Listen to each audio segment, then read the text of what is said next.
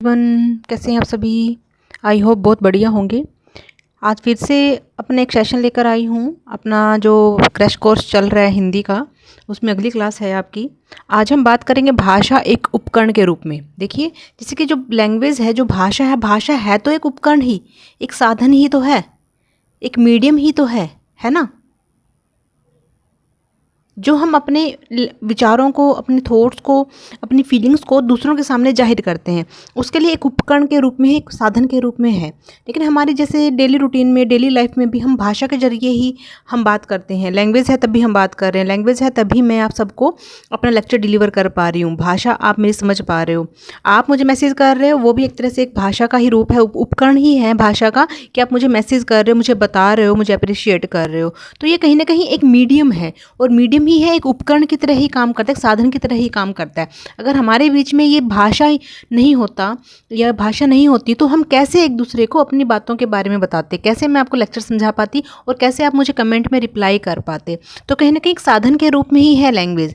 इसके अलावा लैंग्वेज कहीं ना कहीं शिक्षण का साधन भी है। टीचिंग एक तरह से एक भाषा में बहुत इंपॉर्टेंट रोल प्ले करती है टीचिंग। आपकी टीचिंग कब इफेक्टिव होगी? जब आप अपनी भाषा में सबसे ज़्यादा निपुण होंगे। भाषा एक ऐसा साधन है जिससे अपनी बात आप दूसरों के सामने रखते हो। तो भाषा को अच्छे से डेवलप करने के लिए आपको भाषा की पूरी स्किल का भी ज्ञान होना चाहिए, आपका कौशल भी विकसित होना चाहिए भाषा का। और जब शिक्षक भाषा के माध्यम से पढ़ाते हैं कक्षा में, तो उनका पढ़ाया हुआ तभी इफेक्टिव होगा जब उनकी भाषा की जो स्किल है, जो कौशल है, अगर वो अच्छे से विकसित हुआ होगा। क्योंकि एक टीचिंग जो प्रोफेशन है, जो आप लोग टीचिंग प्रोफेशन में आए हो, तो वो एक चैलेंजिंग प्रोफेशन है। हमें हर रोज़ हर बच्चे को, क्लास के जितने बच्चे हैं उनको बहुत ज़्यादा इफेक्टिव वे में पढ़ाना होता है, उनको सेटिस्फाई करना होता है, उनके आंसर को देना होता है। और वो आंसर कैसे दोगे, कैसे उनको सेटिस्फाई करोगे? आप अपनी लैंग्वेज में। अगर आपके पास भाषा की स्किल अच्छे से डेवलप है तो आप अपनी टीचिंग को और ज़्यादा इफेक्टिव बना पाओगे, बच्चों को और ज़्यादा सेटिस्फाई कर पाओगे उनके आंसर्स को। ठीक है। तो भाषा सीखने का माध्यम भी है, लर्निंग का, कि भाषा सीखने का माध्यम है। बच्चा जब भाषा को सीखता है तो नई नई नॉलेज लेता है, नई नई नॉलेज को गेन करता है, नया नया ज्ञान प्राप्त करता है। वो ज्ञान कैसे प्राप्त करेगा? या तो वो किसी को देख कर करेगा, या पढ़कर करेगा, है ना, या सुनकर करेगा। तो इस तरह से बच्चा या कोई भी है जो वो सीखने का माध्यम है। भाषा कहीं ना कहीं इसमें सिर्फ उपकरण का काम कर रही है। भाषा ही है तभी हम पढ़ेंगे, अगर भाषा ही है तभी हम सुनेंगे, भाषा को ही तो सुनेंगे। कहीं ना कहीं वैल्यूएशन का तरीका भी है हमारा लैंग्वेज भी मूल्यांकन करने में हमारी बहुत ज़्यादा हेल्प करती है। बच्चों को कितना समझ में क्लास में आया, कितना समझ में नहीं आया।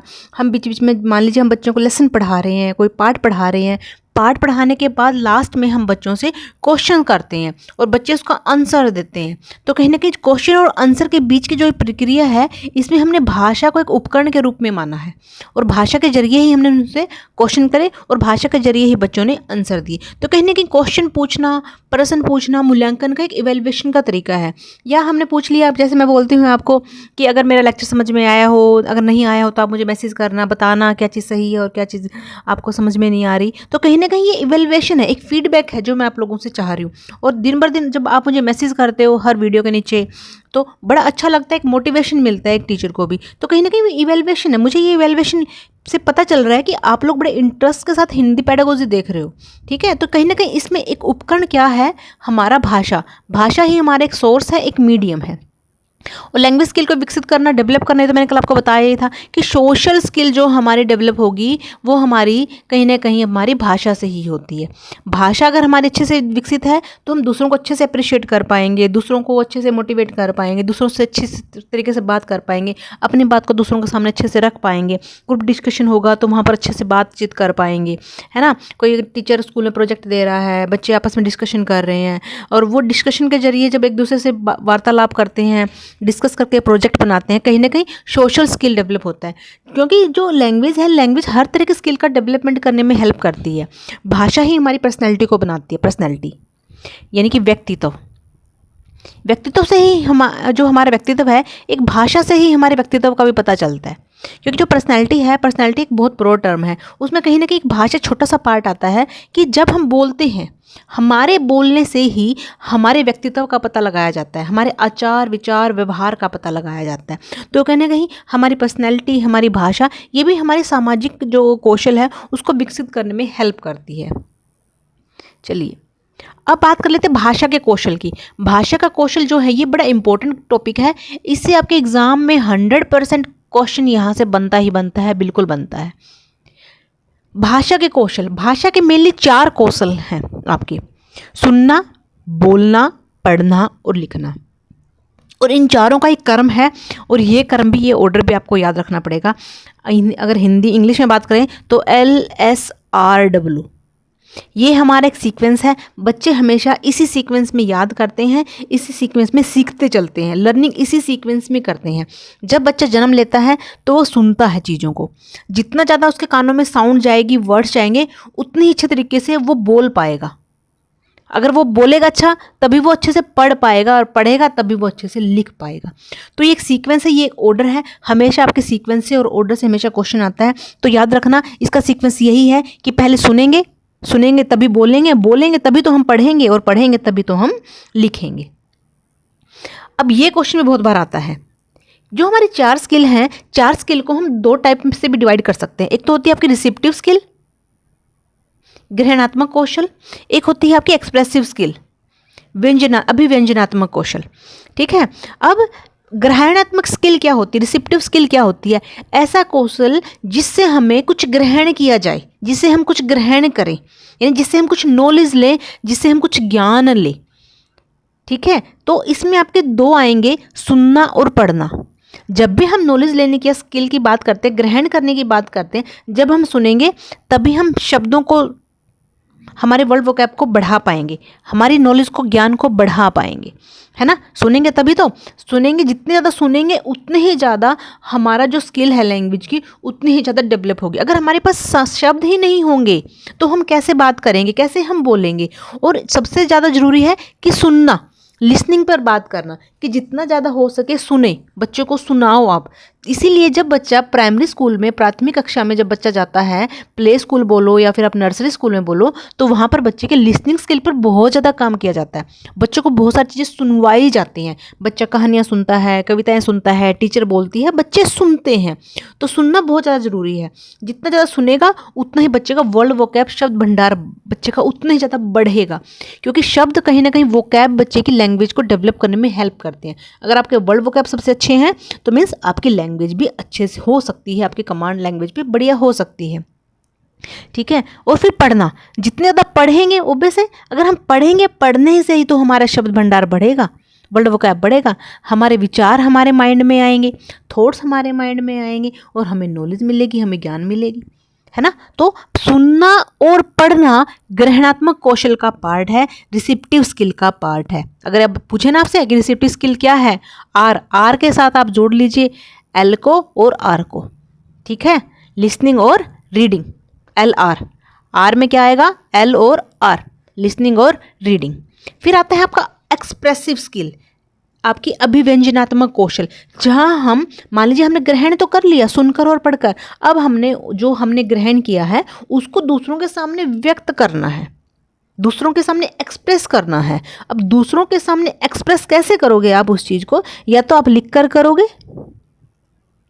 या फिर आप कैसे करोगे, बोल कर करोगे, या फिर बोलकर। ये 2 ही ऐसे पार्ट हैं आपके लैंग्वेज के कि आप इन दोनों से ही ये कर पाओगे। ठीक है, अभिव्यंजन कर पाओगे, अपना एक्सप्रेस कर पाओगे। या तो हम लेटर, किसी को मान लीजिए आपने कुछ बात बोलनी है, या तो आप मैसेज में टाइप कर दोगे, किसी को लेटर लिख दोगे, ईमेल लिख दोगे, है ना। या फिर अगर आपके सामने ही वो व्यक्ति प्रेजेंट है तो आप उसे बोल कर भी अपनी बातों को बता दोगे। तो 2 तरीके से हम अब एक्सप्रेस कर सकते हैं अपनी बातों को, एक तो हम राइट करके और एक हम स्पीक करके, बोल के। लिखकर या बोलकर। याद रखना है, क्वेश्चन हमेशा यहाँ से आता है। तो ग्रहणात्मक कौशल क्या हुआ आपका? सुनना और पढ़ना। और अभिव्यंजनात्मक कौशल क्या हुआ आपका? लिखना और बोलना। अब जो ये चारों ही स्किल हैं, इन चारों स्किल को हम अलग अलग से पढ़ेंगे, अलग अलग से, चारों को अलग अलग से डिवाइड करके, क्योंकि इनसे क्वेश्चन बड़े आते हैं आपके क्लास में। आज हम बात करेंगे आपकी लिसनिंग स्किल पे। सबसे पहले तो लिसनिंग स्किल क्या है, सुनना कौशल क्या है। सुनना कौशल आपकी जितनी हमारी ये चार स्किल हैं LSRW, इसकी फर्स्ट स्टेप सुनना ही है हमारा, फर्स्ट स्टेप सुनना। और सबसे पहला पार्ट है और बहुत ज़्यादा ज़रूरी है, क्योंकि जितना ज़्यादा बच्चा सुनेगा और सुनकर उनका अर्थ समझेगा। देखिए लिसनिंग स्किल क्या है, सुनना कौशल क्या है, जब हम सुनकर उनके अर्थ को समझते हैं, हमेशा अर्थ को समझना होगा हमें, अर्थ को समझना, तभी सुनना स्किल अच्छे से डेवलप हो पाएगी। लिसनिंग स्किल वही है जब हमने सुना और सुनकर उनके अर्थ को समझ लिया, ठीक है। तो वो अर्थ को समझना, अर्थफुल मीनिंगफुल वे में ही सुनना है हमने, और जो हम मीनिंगफुल वे में सुनेंगे उसे हम लिसनिंग स्किल बोलते हैं। और कहीं ना कहीं ये एक एक्टिव प्रोसेस है, एक सक्रिय प्रोसेस है, क्योंकि यहाँ पर बच्चा जब सुनेगा, सुनने के लिए उसको एक्टिव रहना पड़ेगा। जैसे अब आप लोग मेरी वीडियो देखते हो तो अब एक्टिव रहते हो, अब एक्टिव रहोगे तभी आप इंपॉर्टेंट की पॉइंट्स को अच्छे से कॉपी पे नोट डाउन कर पाओगे। अगर आपने ध्यान से मेरी क्लास को सुना होगा ना, तो आप इजीली उन इंपॉर्टेंट पॉइंट्स को इजीली लिख पाओगे अपने नोटबुक में। क्योंकि जैसे मैं बोल रही हूँ, अब आप कुछ बच्चे क्या कर रहे होंगे, कुछ बच्चे अपने नोटबुक में नोट भी कर रहे होंगे, नोट्स भी बना रहे होंगे, मैं बोल रही होंगी वो लिख रहे होंगे। कुछ बार क्या होता है कि हम ध्यान से सुनने का जो हमारा प्रोसेस है ना, वहाँ पर पैसिव हो जाते हैं थोड़े टाइम के लिए, जैसे 1 मिनट के लिए, 2 मिनट के लिए, हमें ये पता ही नहीं चलता कि हमने क्या सुना था। तो उस बीच में कुछ इंपॉर्टेंट पॉइंट्स मिस हो जाते हैं। फिर आप अगली बार जब क्वेश्चन आएंगे तो फिर आपको लगता है कि मैम ये तो हमें करवाया ही नहीं गया था, है ना, ऐसे सोचते हो फिर आप, जबकि वो चीज़ करवाई गई थी बट आप उस टाइम पर एक्टिव नहीं थे। तो लिसनिंग स्किल तब काम करेगी जब आप बहुत ज़्यादा एक्टिव होगे। अब जैसे मैंने लिसनिंग स्किल बोला, अब कुछ बच्चे नोट कर रहे होंगे, उन्होंने लिखा होगा सुनना कौशल। अब सुनना कौशल को कैसे लिखेंगे वो मीनिंग में, कि पहला स्टेप है अर्थ समझकर सुनना, ऐसे लिखा होगा, एक एक्टिव प्रोसेस है। तो की पॉइंट्स लिखते चल रहे होंगे बच्चे। तो जब आप इस तरह से की पॉइंट लिख कर चल रहे हो तो आप एक्टिव हो और लिसनिंग स्किल को बढ़िया से अच्छे से डेवलप कर रहे हो।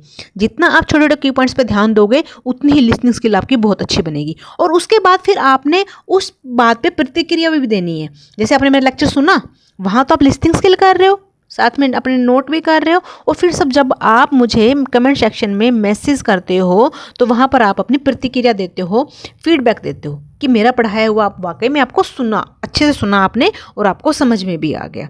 तो लिसनिंग्स क्या है कि हमने जो ध्वनियाँ हैं, जो शब्द हैं और वाक्य हैं, उनको सुनकर उनका अर्थ अच्छे से समझना है और हमने इस प्रक्रिया में एक्टिव रहना है। एक छोटा बच्चा जब जन्म लेता है तब उसकी सिर्फ वो अपने साथ सेंस ऑर्गन्स लेकर आता है, 5 सेंस ऑर्गन्स जिन्हें बोलते हैं इंद्रिय, जैसे कि फील करना, टेस्ट करना, है ना, सूंघना। तो इस तरह की स्किल्स बच्चा अपने साथ लेकर आता है। और कुछ सहज प्रवृत्ति बच्चे अपने साथ लेकर आए, जैसे रोना है, हंसना है, किलकारी मारना है, चूसना है। तो ये कुछ अपने साथ इंस्टिंक्ट लेकर आता है बच्चा। लेकिन जैसे, और सुनने की पावर भी बच्चे के पास है। जैसे ही बच्चा अपने जन्म लिया और इस इन्वायरमेंट में आया, वहाँ पर उसका सुनने का प्रोसेस शुरू हो जाता है। और बच्चे के मातृभाषा सीखने का प्रोसेस ही लिसनिंग स्किल पर डेवलप है, उसका लिसनिंग स्किल पर ही डिपेंड करता है कि बच्चा अगर अच्छे से सुनेगा तभी वो अपनी मातृभाषा को अच्छे से सीख पाएगा। और वो एक्टिवली पार्टिसिपेट करता है लिसनिंग में। छोटा बच्चा जन्म से 1 महीने से लगा लो आप, 1 महीने से लेकर 1 साल तक बच्चा बड़े ध्यान से सुनता है और बड़ी कॉपी करता है एक दूसरे के उस देख कर। तो जो वो कॉपी कर रहा होता है ना, वो एक्टिवली पार्टिसिपेट कर रहा होता है लिसनिंग स्किल में। और जितने ज़्यादा साउंड उसके कानों में जाएंगे, जितने वर्ड्स उसके कानों में जाएंगे, उतने ही ज़्यादा उसकी लिसनिंग स्किल अच्छे से डेवलप होगी। और तभी बच्चा मातृभाषा बोलना सीखता है। वही प्रोसेस जो मैंने कल बताया था एक्विजिशन का, कि सबसे पहले कूइंग करेगा, फिर बच्चा बैबलिंग करेगा, फिर बच्चा 1 वर्ड के स्टेज में आएगा, फिर बच्चा 2 वर्ड में आएगा, और फिर बच्चा एक पूरा सेंटेंस बनाना सीखेगा। ठीक है। अब लिसनिंग के कुछ टाइप्स भी हैं। इन टाइप से भी आपके एग्जाम में बहुत बार क्वेश्चन आते हैं। जैसे कि पहला टाइप है आपका एक्टिव लिसनिंग, हमेशा ध्यानपूर्वक सुनना और उस पर उचित प्रतिक्रिया देना। जैसे कि शिक्षक की बात सुनकर प्रश्नों का उत्तर देना।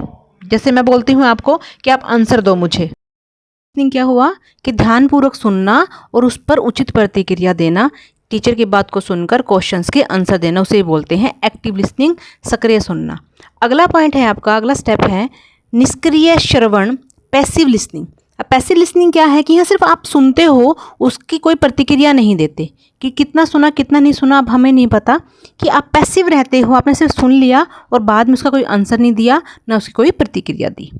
फिर आता है आपका थर्ड ऑप्शन है, ये आपका टाइप है सिंपैथेटिक लिसनिंग, सहानुभूतिपूर्ण श्रवण, दूसरों के दुख को समझना और सांत्वना देना।